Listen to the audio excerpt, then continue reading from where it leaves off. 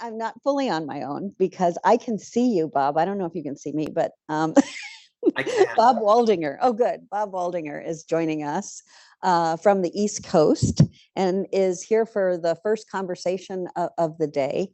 I am thrilled to be able to talk with you, Bob, this morning. Robert Waldinger is a Harvard psychiatrist and a preeminent authority on adult development.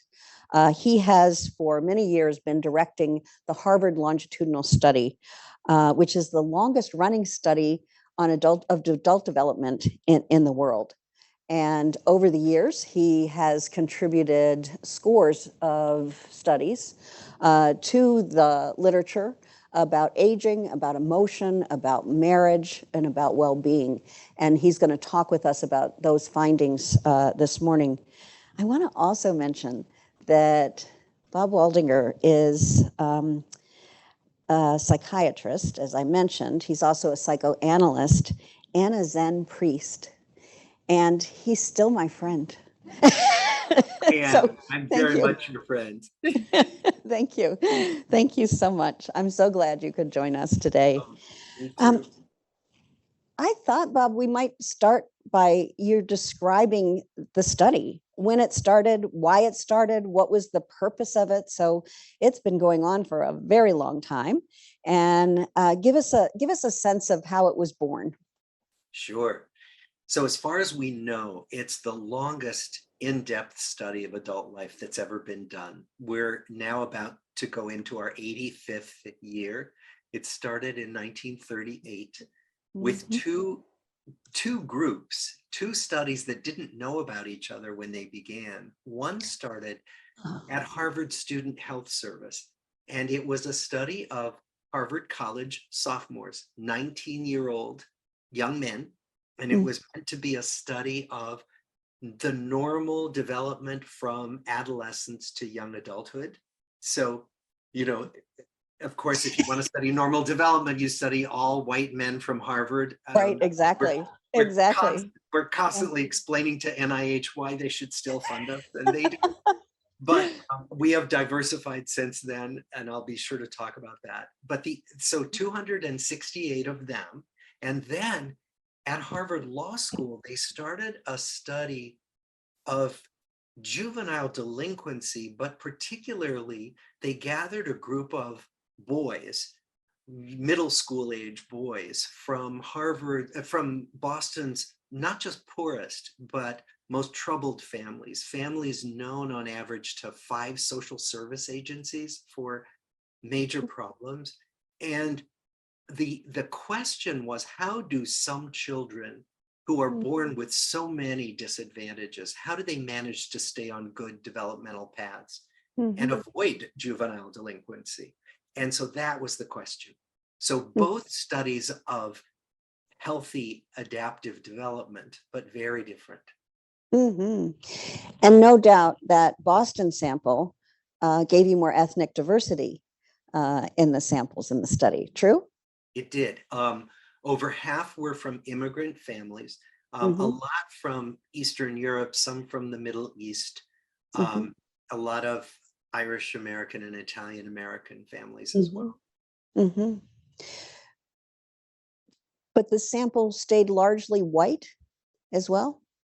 It did. What we did was we brought in women, we brought in the wives, and many of whom complained to us after all the years, said, it's about time you talk to us. And then we brought in their children. So we've been studying over 1,300 of their children out of these 724 families, but all Caucasian, because in 1938, the city of Boston was 97% Caucasian. That's really big. Wow. And I think you and I talked about this, Laura, that our uniqueness as a study is that we have this treasure trove of information on these families as they go through their lives. So we can't add new families now and have that same window on their lives. So what we're hoping to do is and we do collaborate with studies that are more diverse, that have now people of color, that study other developmental trajectories in different cultural, racial, ethnic groups. You know, it's a study that's in some ways a window into the history of psychology as well, including the lack of diversity early on in the field. I think most psychology studies are based on white college males in the field. Yes. There's a book in psychology titled "Even the Rat Was White." Oh gosh. But I know that you've been very careful to qualify the kinds of findings that come from it and make great efforts to make connections, as you say, to other studies. Yes, what we do is to make sure that if we present findings, for example, if I talk about findings today, I will only talk about the findings that have been corroborated in other studies with more diverse samples. That's great. That's great. I've really appreciated that about your work over the years. Can we talk a bit about some of the early findings then from this, just for a couple minutes, and then I want to get to your work on relationships and emotion more. George Valiant was the director of the study for many years and published a book that I remember reading as a textbook in graduate school, published in 1977, and it was stages of a man. No, it was. No, you know what? It was called Adaptation to Life. Of life, yes. Yes. There was another one, Stages of a Man's Life. I think that came out around the same time. But yes, adaptation. And if I recall, he was talking about coping mechanisms and how coping mechanisms are what kind of distinguish individuals from one another and predict who's going to do well as they age and who won't. Can you say a little bit about that? Yes.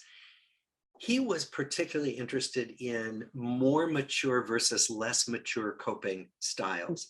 And he was able to show, and I think our work over these recent decades has corroborated it, that people with more adaptive coping styles do better physically in their physical health, certainly do better interpersonally and at work. So, what does that look like? Well, more adaptive means facing toward difficulties as opposed to turning away, using a lot of denial about difficulties, or assuming that everyone else is the problem, a lot of projection, as George would describe it. So these healthier coping mechanisms turn out to have really powerful physical health effects and functioning effects that George was probably the first person to demonstrate through this study of lives. And are they stable over time, or did they change? They changed. They got more adaptive. So what we found was that as a group, we get more mature in our coping mechanisms as we age. Not everybody, not every individual gets more mature, but as a population, we do. Wow, that's good news. Yeah. Very good. Well, and much of your work tells us the same thing in terms of emotion regulation and how people adapt to the changes of aging. You know, it is interesting that it looks like emotional life improves with age, and that must be very much related to individual coping styles. So we could see the kind of connection. It's fascinating how this literature is coming together and suggesting that in terms of psychological functioning at an emotional, social level, the trajectory of aging is pretty good. Yeah, it is. And I think it's so heartening to realize that there are capabilities that grow and do not decline as we age. Yeah. How about variables like how smart you are, your genes, the role of sort of random events in life? Has the study revealed much about those? Does intelligence predict how well we do as we get older?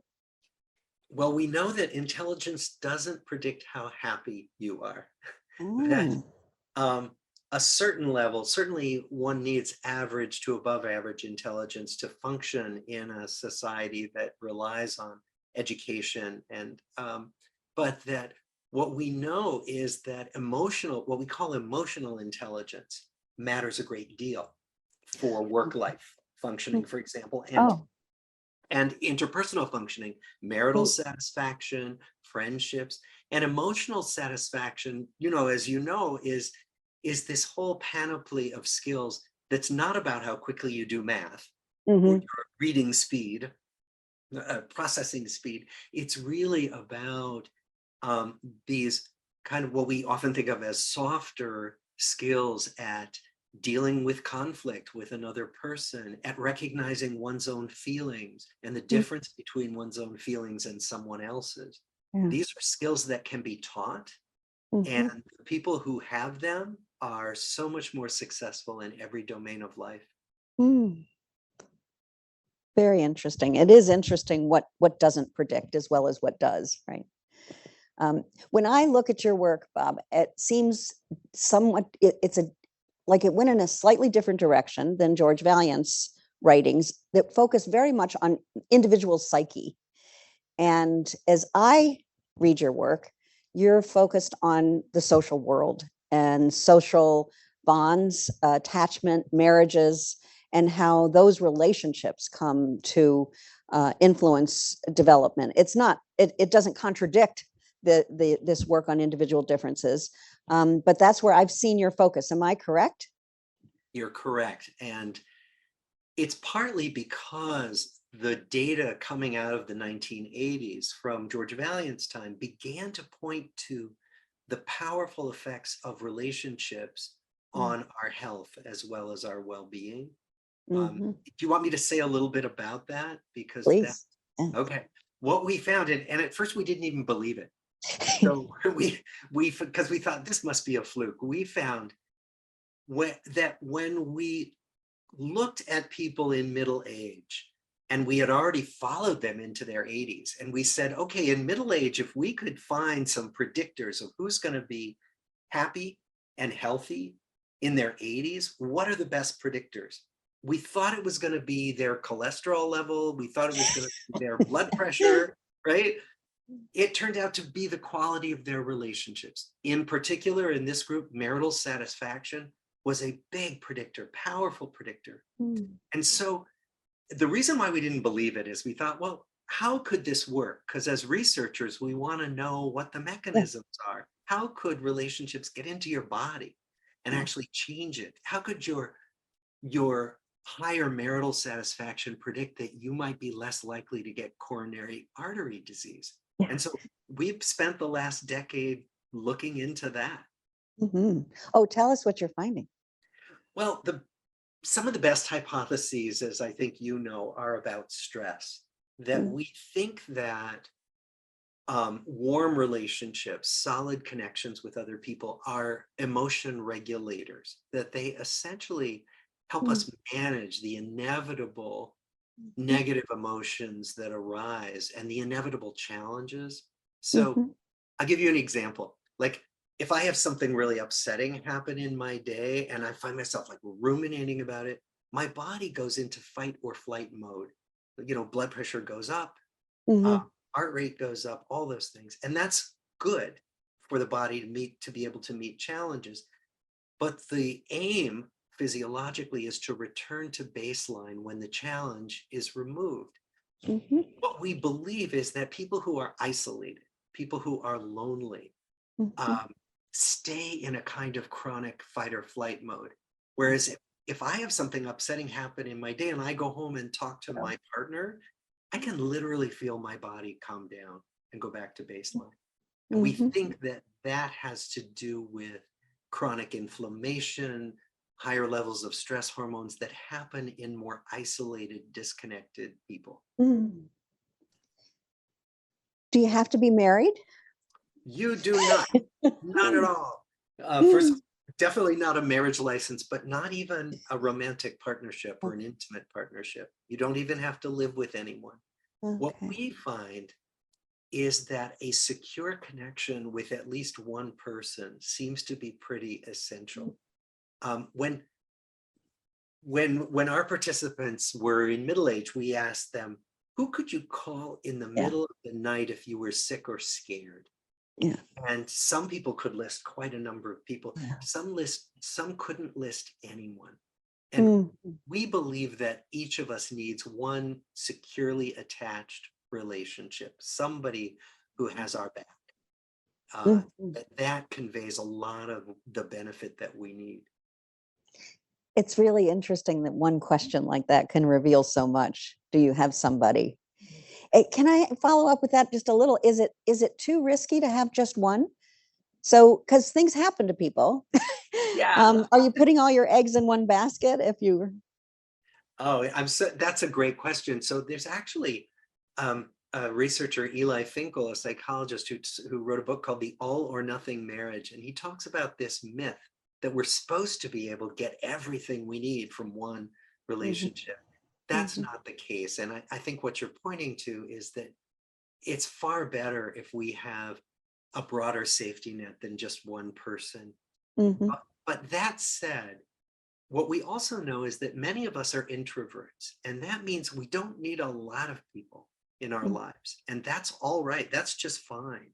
For some of us, a few close people is all we need. And for others, they want lots of people around them. Mm-hmm.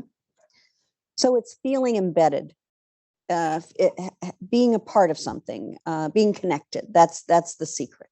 Exactly. And staying engaged with people, that's what we find, that isolation takes a terrible toll on us, particularly as we get older. And what about COVID then? What did COVID do to us? And maybe even people of different ages. Yeah. Well, COVID froze our relationships. So they froze us in two ways. We were separated from people we were accustomed to being able to see when we wanted to be with. They also froze us in lockdown with people who we didn't sign up to be with 24/7. I mean, that old joke, for better or for worse, but not for lunch, right? And so I think there were stresses on both sides. Uh-huh. Where we were, and it's the freezing in Yeah. both that was difficult, I think, for many of us. Uh-huh. So we've been talking about really strong ties. What about weak ties? What about those casual relationships we have at work, or you go to the post office or the grocery store and we see somebody that is a friendly face? Are those relationships really just irrelevant? They're not doing much for us, or are they important too? They turn out to be important. Mm. And in fact, there's some research coming out of your institution about this. Sometimes we call them weak ties. I'd rather call them casual ties, because they're not weak. They turn out to give us little hits of well-being. So the person who checks you out in the grocery store, who you might see week after week, the person who delivers your mail, the person you get your coffee from at Dunkin' Donuts or Starbucks or wherever, that we find that those interactions are affirming. It's, I see you, I recognize you, we exchange some pleasantries, and that those give us little hits of well-being that turn out to give us health benefit.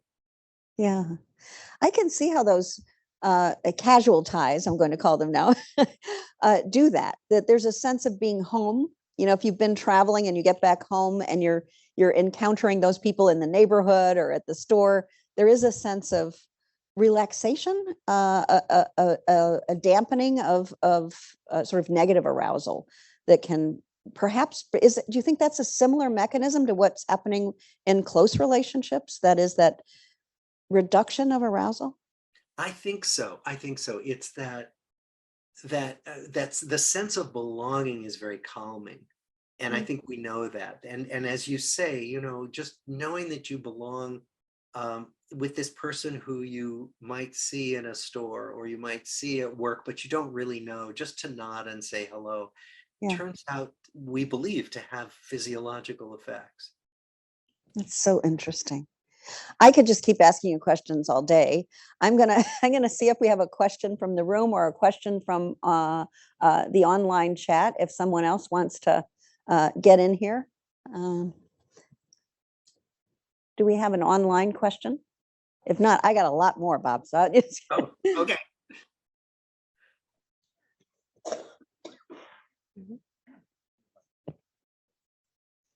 Go, hi. We've got a question here.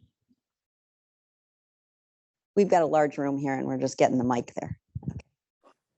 There you go. I wonder if you might comment on the value of my wife and I were in our mid 70s. And about 5 years ago, we noticed that we were starting to lose friends for different reasons, close friends. And so we embarked on a project to consciously list and come up each with our own lists of people we'd interacted with over the previous 55, 60 years that we missed, that we didn't have them in our lives. And then we started a conscious effort to reach out to those folks because we realized our friendship circle was shrinking and that we had to take conscious action to expand it again. Now, COVID kind of threw a spanner in some of that. It's hard to reconnect with somebody after 50 years just by Zoom. But I wonder if Bob might comment some on this kind of intentionality of realizing that at a certain age, you start to lose friends faster than you're gaining them. And this has to do also with the sort of, if you have one person you're very dependent on. Right. So I'd be interested in comments on that. Oh, can I just tell you, you are the poster child for what we've been talking about. So we're about to publish a book in January about how relationships affect our well-being. And what we talk about is this kind of intentionality that you're describing, where what we're seeing is that people who are more proactive, who reach out to others actively, are the ones who stay connected. That it's much too difficult for relationships to continue to be strong if we don't have contact. They wither away from neglect. And so what you're doing is what we've started calling social fitness. It's a kind of practice day to day where we just make sure we're reaching out to the people we want to stay connected with. We think that has, we find in our study that has enormous benefits. So I just want to applaud what you're doing. You're a very good friend, for sure. Thank you. And thank you, Bob. I want to ask you to tell us the story about this TED Talk. Some of you, no doubt, will have seen Dr. Waldinger's TED Talk because it's been viewed more than 40 million times. And there's an interesting story behind it. When I talked to Bob recently, I said, so there are 3 things you need to do. There are 3 lessons. And what are they? And he said, oh, no. and so I said, I'm going to ask you to tell the group the story of your TED Talk. Well, when they give you a coach, I did a TED Talk at this little event in Boston, and they said, well, it's good if you can have 3 things. So, I mean, we have a gazillion things in our research, but I made my 3 main points. But the story is that I gave this TED Talk in a little elementary school auditorium in Boston, and thinking that we would get, a few hundred views if we were lucky on our local YouTube channel. And then it went viral. And I was telling Laura that at that time, it was 7 years ago, I thought my colleagues would shun me. My research colleagues would say I'd gone over to the dark side. But I think what turned out was that I had the sense that people wanted to know more of the kinds of findings that come from Laura's work, from my work, from our adult development work, that we don't want to just leave in academic journals, that we want to bring out to the world. So that's what the hope was with the TED Talk, and it actually exceeded expectations. Yeah, it's a great talk too, by the way. Everyone should watch it. The more nuanced story you can all read in a book that Simon & Schuster is publishing this spring called The Good Life, that Bob wrote with his colleague from Bryn Mawr, Mark Schultz. And so that's gonna really be the description of The Good Life. It's available to order now if anybody wants to. Very good. Get on there. Pre-order, Amazon, Barnes and Noble. You can get the book now. I've already signed up. That's great. And I have to say, Bob, I've never heard anybody call you a pop psychologist. So I think the TED Talk didn't do any harm. Do we have, did we get a question on the chat? Did we want one here? Oh, okay. We've also got another question in the room. Do you want to, should we do the online one just to give them a chance, and then I'll come right back to you? Sure.